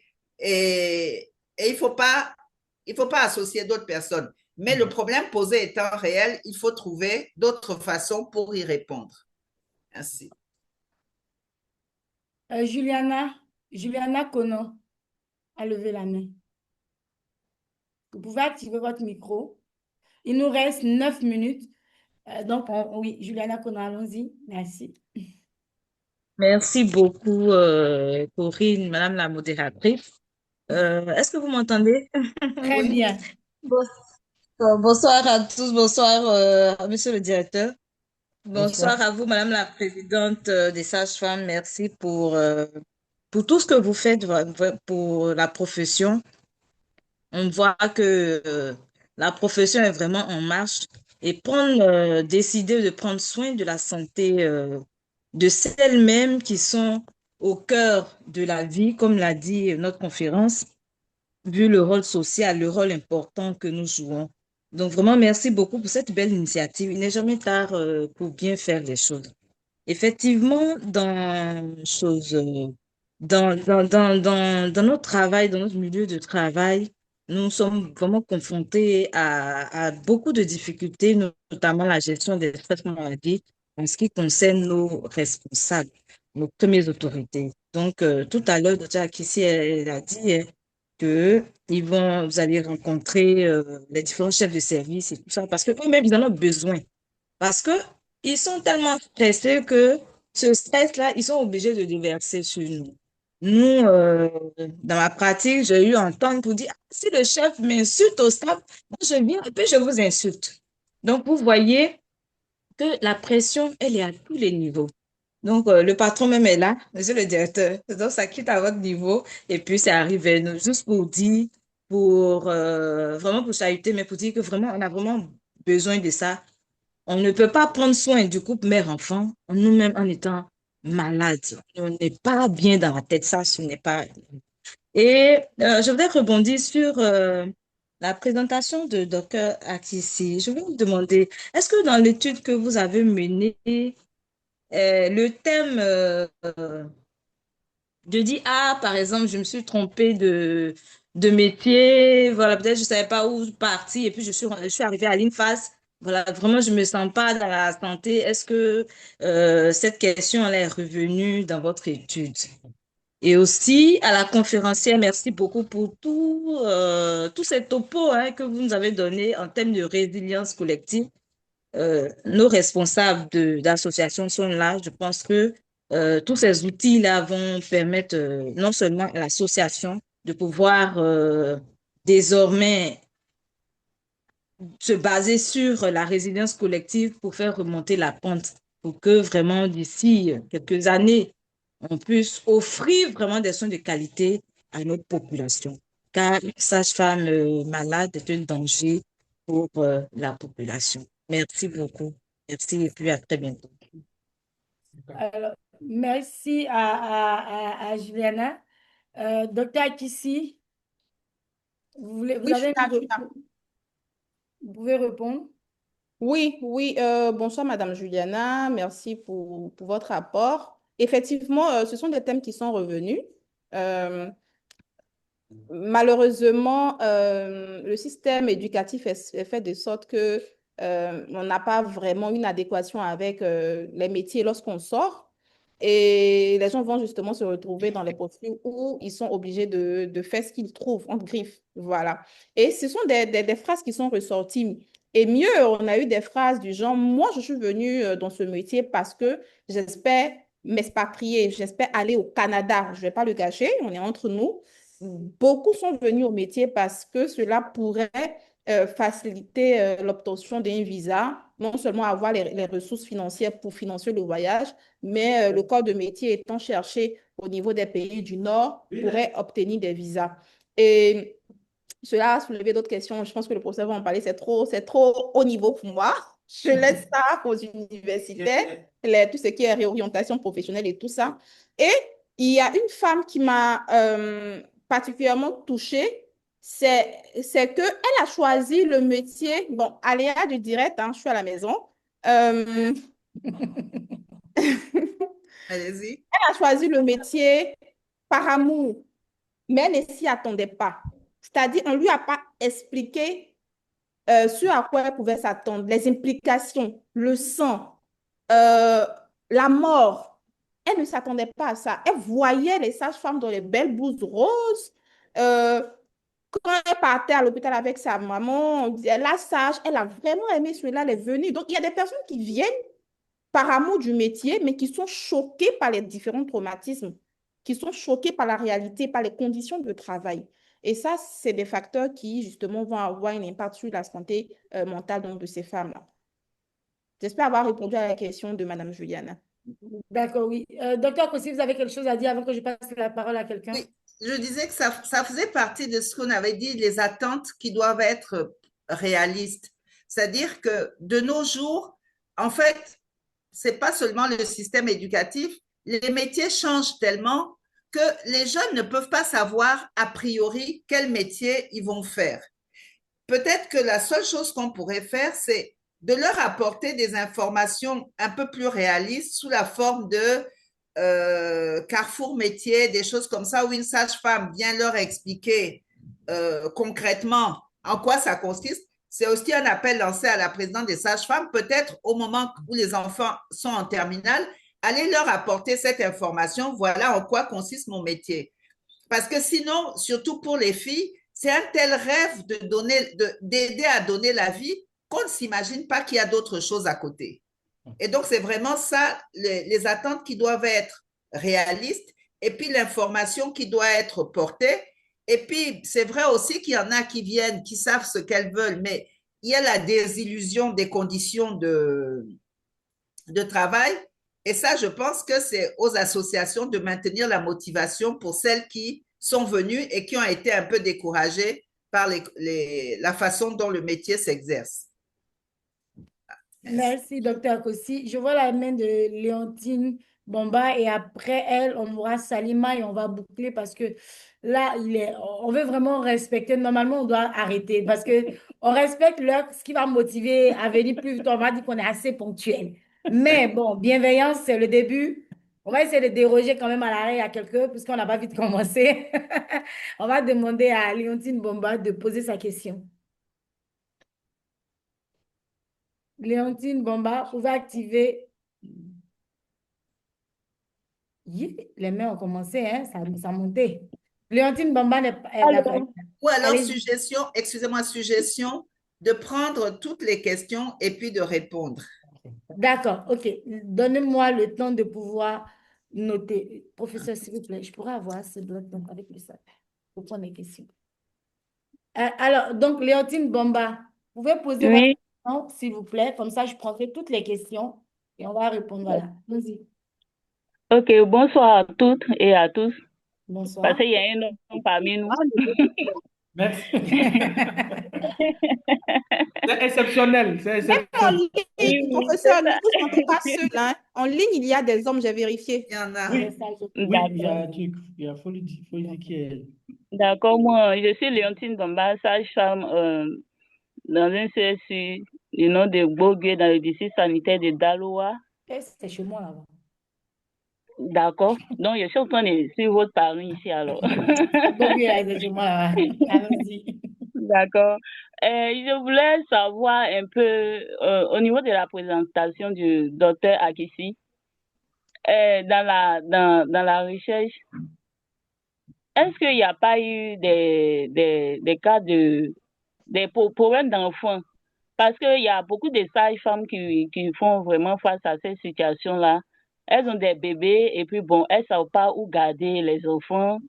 Et vraiment, ça complique un peu le travail. Elles sont stressées par le travail et comment faire pour s'occuper de leur bébé, tout ça.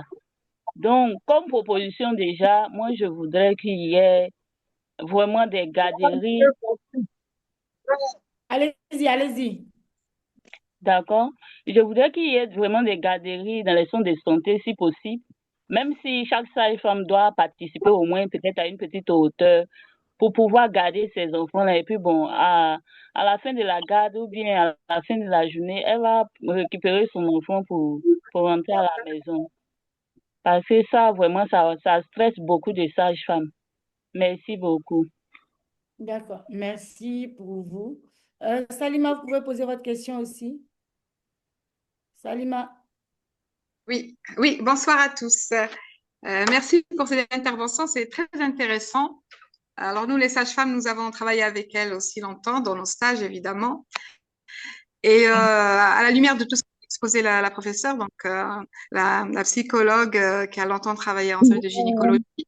Moi, ce qui avait attiré mon attention, c'est par rapport à tout ce qui est débriefing. En fait, effectivement, les sages-femmes sont exposées à des violences déjà dans le travail. C'est rude, c'est stressant. Il y a ce qu'on appelle aussi les expulsions spontanées. Donc, il y a des morts-nés. Souvent, elle qui appelle le médecin en urgence ou l'interne. Les arrêts de BCF, c'est-à-dire qu'il n'y a plus de rythme cardiaque aussi. C'est très, très angoissant. Elles sont les premières aussi à le dire. Bon, moi, ce que je voulais demander, est-ce que vous avez dans vos services comme ça, des soupapes de débriefing? C'est-à-dire que soit c'est en post-garde immédiat, c'est ce qu'on fait nous souvent, c'est-à-dire c'est la matinée en post-garde, ou c'est peut-être avec la psychologue du service qui réalise de façon cyclique le débriefing.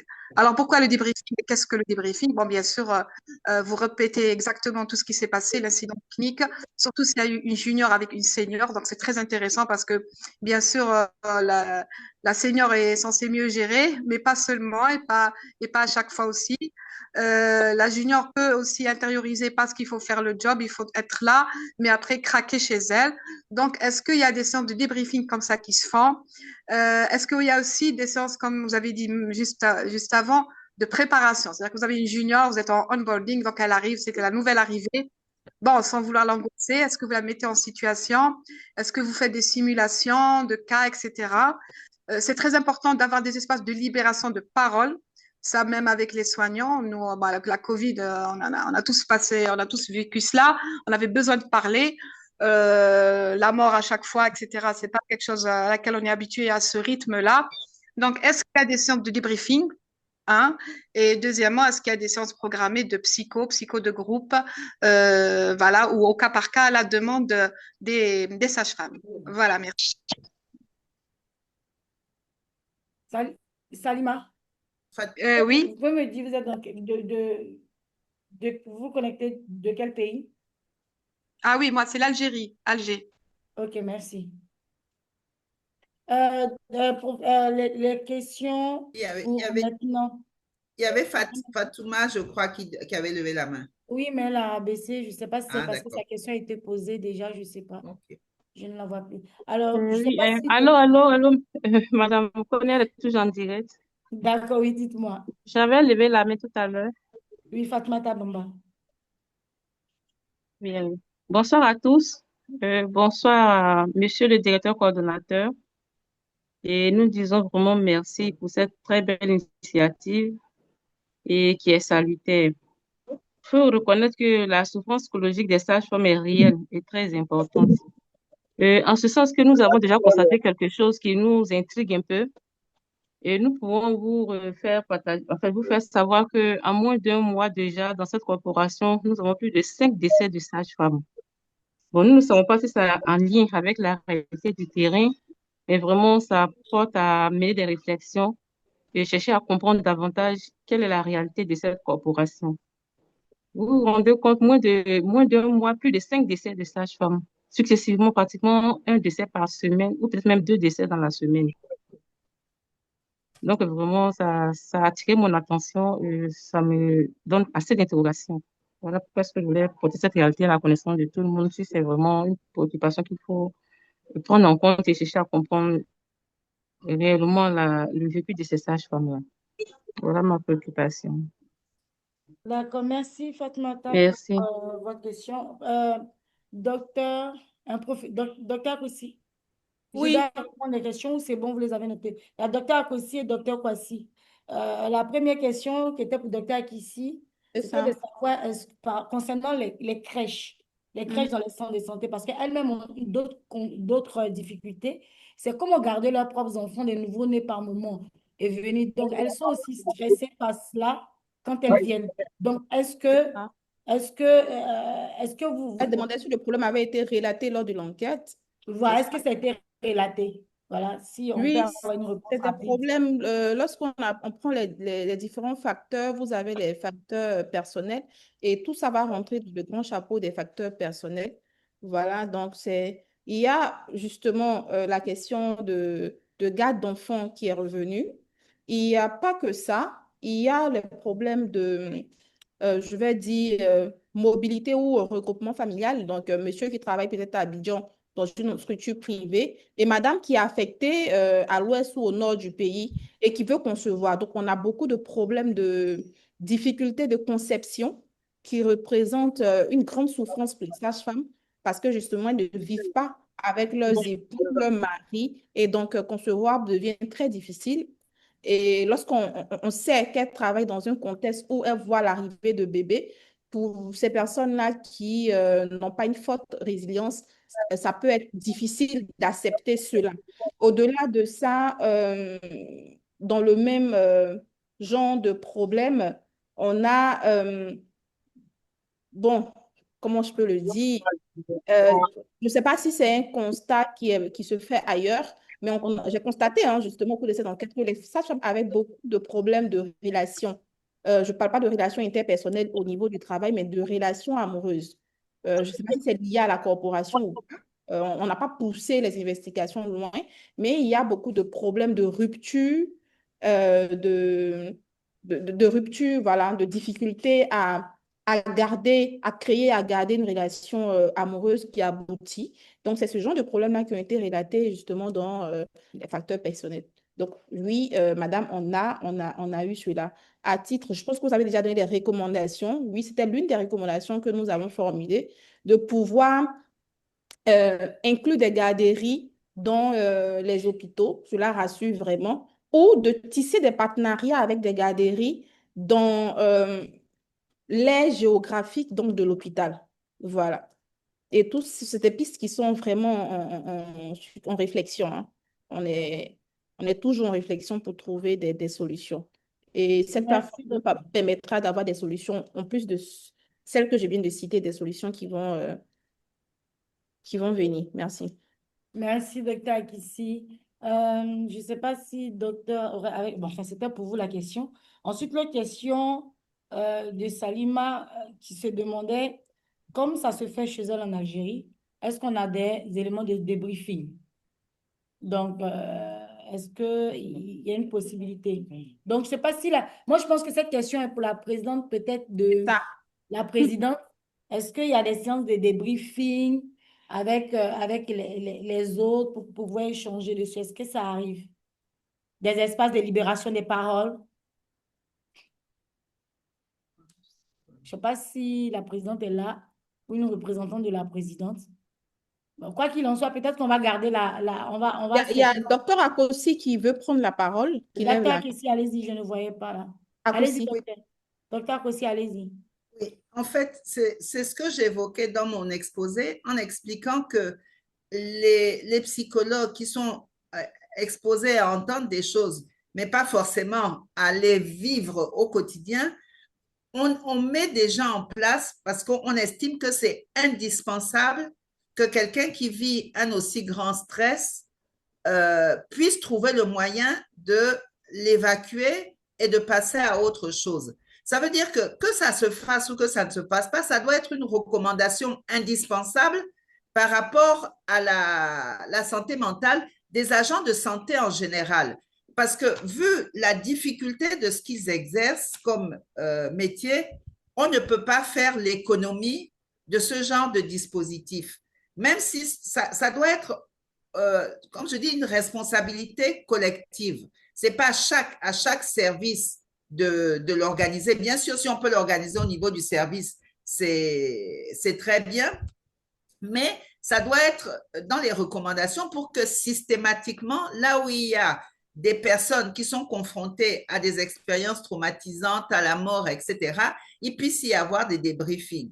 Et par exemple, l'exemple de l'hospice de Nairobi qui, lui, travaille sur les maladies terminales, systématiquement dans le service, tous les lundis matins, il y a une séance de débriefing.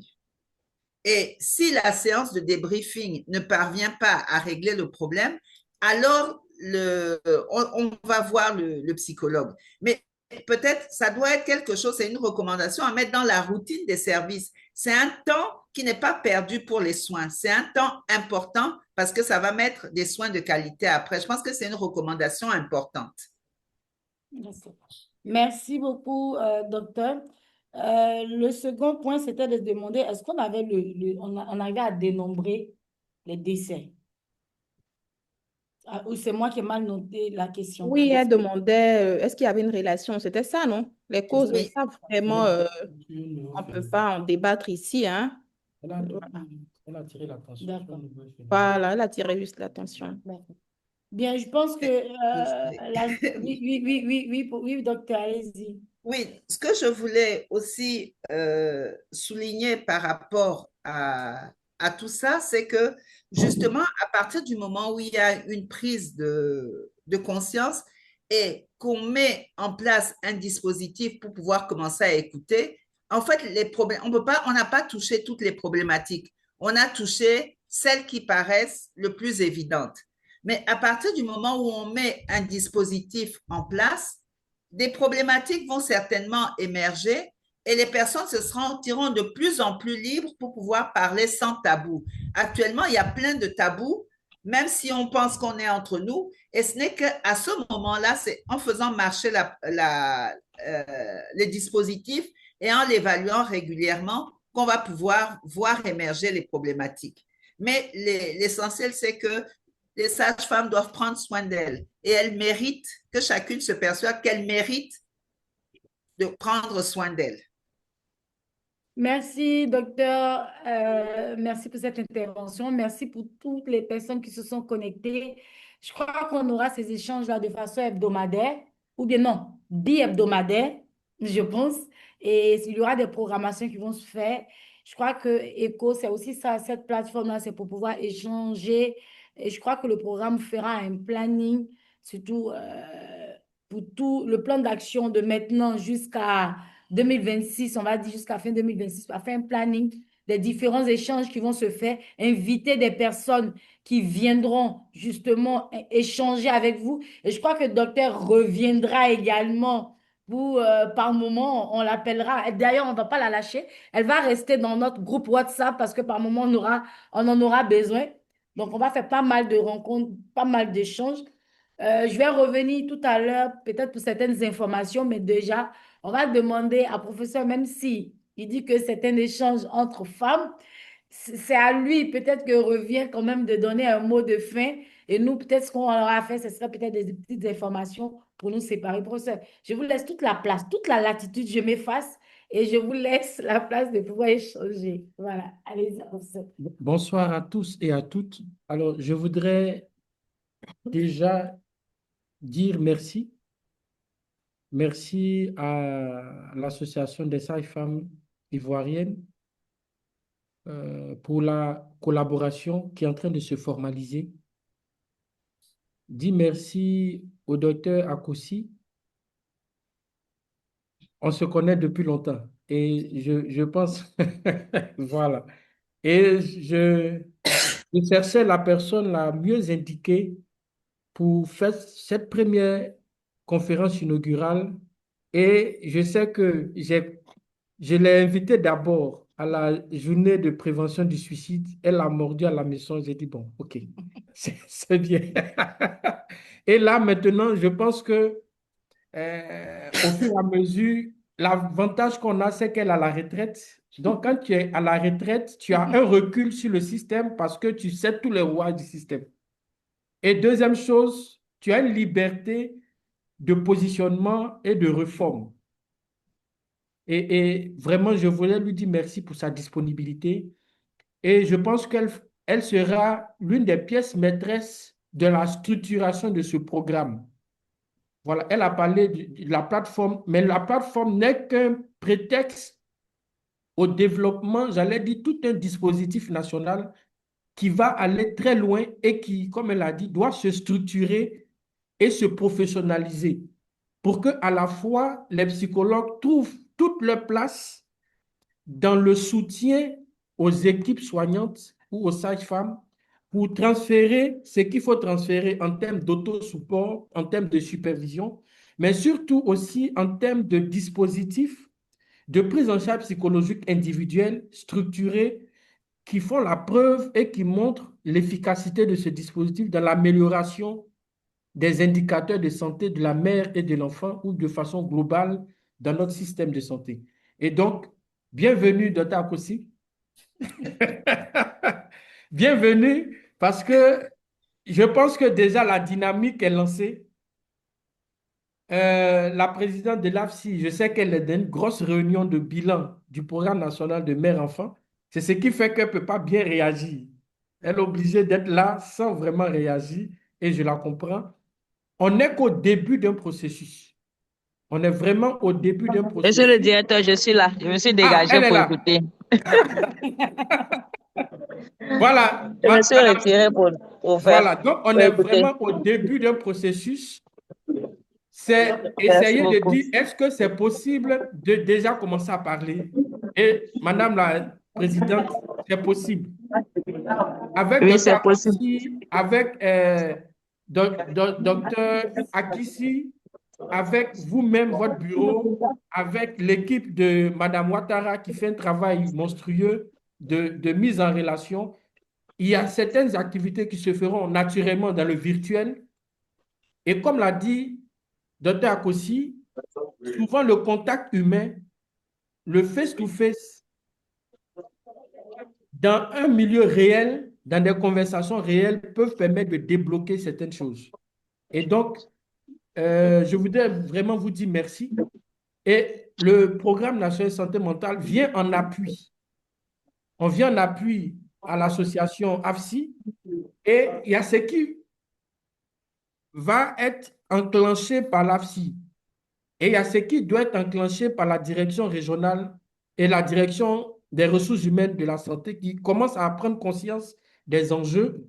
Et donc, nous, on vient en appui aux ressources humaines, et on va au fur et à mesure structurer les actions, vous accompagner vous-même à proposer des thématiques qui correspondent à vos besoins et à structurer, j'allais dire, les mécanismes de réponse. Les réponses sont à la fois individuelles, sont familiales, sont collectives, sont institutionnelles. Mais je voudrais vous dire que nous allons vous accompagner, et nous allons, j'allais dire, au fur et à mesure, porter ce message d'accompagnement institutionnel auprès du cabinet du ministre, auprès de la direction des ressources humaines et des autres directions qui, naturellement, ont leur rôle à jouer pour pacifier, j'allais dire, l'espace de travail, ou bien pour améliorer l'espace de travail. Donc, on voudrait déjà vous dire merci pour cela. Officiellement, j'allais dire, c'est un démarrage, mais les rendez-vous vont s'accélérer. Et comme je le disais, je n'ai pas voulu vraiment parler, c'est une initiative des femmes, pilotée par des femmes, en direction des femmes. Voilà, donc il va y avoir On a des hommes, hein, monsieur le directeur. On a des Oui, je sais qu'il y magnéticiens a des maintenant. magnéticiens, mais il y a un enjeu majeur où il y a des choses personnelles, parce qu'il y a des questions avec les psychologues, il y a des débats qui sont très intimes, qui vont nécessiter, parce que moi j'entends des confidences, il faut créer des espaces où des sages-femmes vont être libérées, parce que souvent même elles sont prisonnières des situations où elles ne peuvent plus parler en fait. Et comme tu l'as dit, souvent il y a des drames qui sont liés au fait qu'elles sont piégées dans des relations où elles sont cassées de l'intérieur, et elles ont besoin d'être sauvées pour ne pas mourir malheureusement. Voilà, donc nous vous disons vraiment merci, et avec tout le staff technique, avec l'appui de Dr. Akossi, avec l'appui des solutions de la plateforme, nous allons structurer, j'allais dire, cet accompagnement. On fera de telle sorte que cet accompagnement soit vraiment gratuit pour les sages-femmes. On va trouver des mécanismes complémentaires pour que ça soit vraiment gratuit, pour ne pas que ça soit un frein. Voilà, il ne faut pas que ça soit un frein pour le personnel. Sinon, à un certain moment, elles vont dire, mais au moins, en termes de reconnaissance, comme l'a dit Dr. Akossi, au moins, l'État, notre ministère peut nous sauver la vie ou bien nous permettre d'être épanouis sans frais. Donc, on va trouver tous les mécanismes pour que la prise en charge ou bien les soins de santé mentale, le bien-être psychologique de la sage-femme ne soit pas un luxe, mais ça soit vraiment quelque chose de, j'allais dire, de normal, de naturel, de valorisé et de valorisant pour tous et puis pour notre système de santé. Donc vraiment, merci à tous et à chacun. Je laisse la présidente, si elle a un mot à dire, je vous ai dit, c'est une affaire de femme. Donc, je lui donne au moins un dernier mot. Et puis, et Madame Ouattara va donner peut-être des informations techniques pour les prochaines étapes. Merci beaucoup. D'accord. En tout cas, merci, monsieur le directeur. Merci à Madame Ouattara et à toute l'équipe. Et nous allons faire plus de publicité autour pour que la prochaine conversation, il y ait assez de sages-femmes. En tout cas, merci. Il faut dire que parfois, on n'est pas trop habitué aux connexions en ligne et autres, mais avec le temps, on va faire des petits cours pour permettre à beaucoup de sages-femmes de suivre la réunion en ligne. C'est vraiment très important. Merci beaucoup, monsieur le directeur. Merci. Merci à nos psychologues, on en a besoin. Où qu'on soit, nous en avons besoin. On va tenir compte des recommandations et faire le B2B avec les sages-femmes, faire des visites aussi vers les sages-femmes. Merci beaucoup. Merci à notre maman Oulaï qui se connecte, à notre Aveline Fass qui était également présente, nos enseignantes. Je pense qu'elles vont tenir compte de ça aussi pour l'enseignement au niveau des étudiants. Merci à tous. Merci à vous, Madame la Présidente. Merci à tout le monde. Merci de vous être connectés pour cette première session, on va dire, qui était un lancement.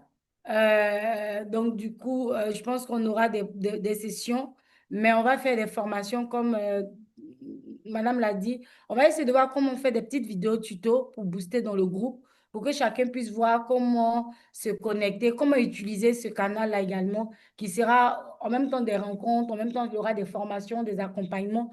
Vraiment, on va essayer de faire le maximum, vous accompagner également à notre niveau. Nous, on en appuie au programme et je pense que la cause est noble. Donc, c'est ensemble qu'on va pouvoir mettre ce programme à profit. Voilà, donc on aura des informations.